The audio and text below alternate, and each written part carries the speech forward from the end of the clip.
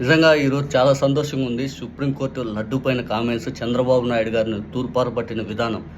జగనన్నకి వేలాది మంది, కోట్లాది మంది సైనికులు మనందరం ఉన్నాం. ఈ ఇష్యూలో జగనన్నని పూర్తి స్థాయిలో మనందరం నమ్మి, జగన్మోహన్ రెడ్డి గారి ప్రభుత్వం ఎప్పుడు ఏ తప్పు చేయదని మనందరం నమ్మి జగన్మోహన్ రెడ్డి గారి కోసం శతవిధాలా దీని మీద పోరాడాం. ఈ పోరాటాన్ని పూర్తి స్థాయిలో చంద్రబాబు నాయుడు గారు ఈ బ్లేమింగ్ ఖచ్చితంగా తీసుకోవాల్సిన బాధ్యత ఆయనకు ఉంది ఇప్పుడు.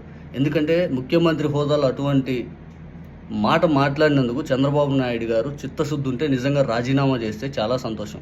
డిప్యూటీ సీఎంగా పవన్ కళ్యాణ్ గారు రెచ్చగొట్టి ఇద్దరు రాజకీయ గేమ్ ఆడదాం అనుకున్నారు. సుప్రీంకోర్టు స్వయంగా చెప్పింది, దేవుణ్ణి రాజకీయంగా వాడుకోవద్దా ఇది అని చెప్పి. సత్యమేవ జయతే అని చెప్పి జగన్మోహన్ రెడ్డి గారు చెప్పారు. చివరికి ఆ సత్యమే గెలిచింది, సత్యమే గెలుస్తుంది కూడా. మీ దగ్గర ఎటువంటి ఆధారాలు లేవు, ఒక బేస్లెస్ అలిగేషన్ అయితే చేశారు. దీన్ని ఇప్పుడు సుప్రీంకోర్టులో ఎదుర్కోండి.